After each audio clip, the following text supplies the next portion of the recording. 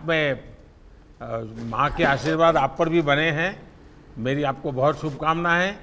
आइए हम अब जम्मू कश्मीर चलते हैं, बेटी अफसान से बात करेंगे। अफसान ने वैसे अफसान आपने तो फुटबॉल में कमाल करके दिखाया है और फुटबॉल के फैंस ज़्यादातर कहते हैं band it like a Beckham, लेकिन मुझे भरोसा है कि अब वो कहेंगे S it like a Afsan. Thank you so much sir, thank you so much मुझे यहाँ पे अपनी बात कहने का मौका दिया, मुझे इतने बड़े प्लेटफॉर्म पे लेकर आए आप। मुझे बहुत ही खुशी होती है कि मैं अपने जम्मू एंड कश्मीर स्टेट को रिप्रेजेंट करती हूँ, बिकॉज मैं अभी बेसिकली जम्मू कश्मीर से हूँ, बट मैं मुंबई के पीफा क्लब में खेलती हूँ एज अ गोलकीपर। तो मुझे बहुत खुशी होती है कि जब मेरे घर वालों ने मुझे सपोर्ट नहीं किया था, तब मैंने वो डिसीजन लिया कि नहीं, मुझे थोड़ा बहुत अपनी फैमिली के साथ, अपने सोसाइटी के साथ स्ट्रगल करके इस चीज़ को आगे बढ़ाना चाहिए, ताकि हमारी सोसाइटी में भी थोड़ा चेंज आए। वो लड़कियों को आगे देखना चाहिए, जो आजकल बहुत ज़्यादा हो रहा है। मैं जब भी बाहर जाती हूँ तो लड़कियों को एक्सरसाइजेस करते हुए, वॉक करते हुए या ग्राउंड में देखती हूँ, तो मुझे बहुत ही खुशी होती है कि हमारे JNK स्टेट की लड़कियां भी आगे आ रही है। Not even Jammu and Kashmir, all over country जितनी भी लड़कियां, उनको आगे आना चाहिए, ना कि पीछे रहना चाहिए। हमें अपनी बात हर किसी के सामने रखनी चाहिए और खुद को फिट रखना चाहिए, जो बहुत ही बड़ी बात है, क्योंकि एज अ लाइक संसार में बोला जाता है कि औरत पे बहुत सारी चीज़ें डिपेंड करती है। जैसे औरत माँ होती है, बेटी होती है, किसी की बहू भी बनती है, तो उसको बहुत सारी चीज़ों से गुजरना पड़ता है। तो उस चीज़ के लिए एक लड़की को फिट रहना बहुत ज़रूरी है। मैं बताऊं जी, आपने जिस प्रकार से अचीव किया है, एक कश्मीर की बेटियों के लिए, देश के लिए भी एक इंस्पिरेशन है, लेकिन कश्मीर की बेटियों के लिए आप एक बहुत बड़ा इंस्पिरेशन बन गई हैं। और आपने खुद ने तो तपस्या की है, लेकिन कई बच्चियों को जीवन में कुछ कर दिखाने के लिए आपने उनको इंस्पायर किया है। इसलिए आप सचमुच में बधाई के पात्र हैं और मुझे विश्वास है कि आपको फॉलो करके देश भर में लड़कियां जरूर आगे आएंगी और आगे तक जाएगी। लेकिन आप तो गोलकीपर के रूप में भी काम करती हैं। जी सर, मैं एज अ गोलकीपर मेरा पोजीशन है। तो फिर तो आपको सिर्फ फिजिकल नहीं, थोड़ा मेंटल मुझे अलर्टनेस भी करना पड़ता होगा। फिजिकल और मेंटल और फ्लेक्सिबिलिटी पे ज़्यादा ध्यान देना पड़ता है, क्योंकि एज ए कीपर मुझे बहुत सारे जंप्स, डाइव्स वगैरह करने पड़ते हैं।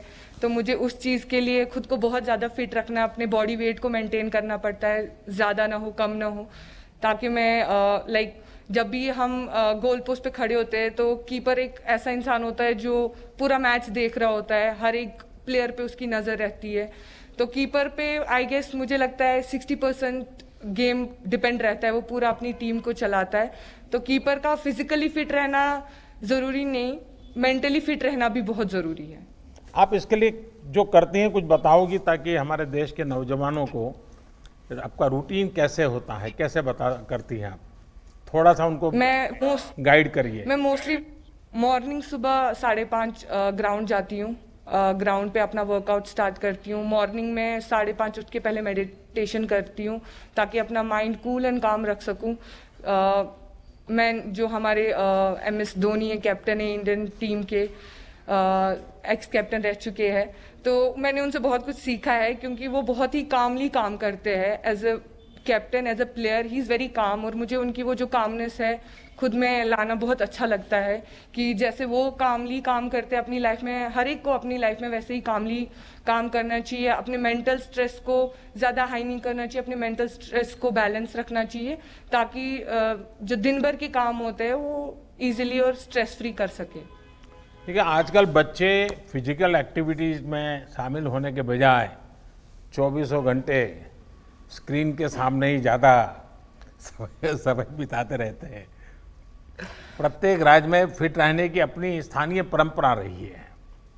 आपने तो बचपन अपना, भले आज इस फुटबॉल को लेकर के आप मुंबई में आप काफ़ी कुछ समय बिताती हैं, लेकिन हर एक राज्य की अपनी एक विशेषता होती है। फिटनेस की। कश्मीर में वेदर भी हमेशा अनुकूल नहीं होता है, बहुत ही विपरीत रहता है। तो ऐसे में आप वहाँ की कौन सी ऐसी पारंपरिक चीज़ें हैं जो वहाँ के बच्चों के जीवन में, क्योंकि मैंने देखा है खेल कूद में कश्मीर के बच्चे शानदार है जी, अद्भुत है। ये नेचुरल फिटनेस में वहाँ क्या ऐसे तौर तरीके हैं?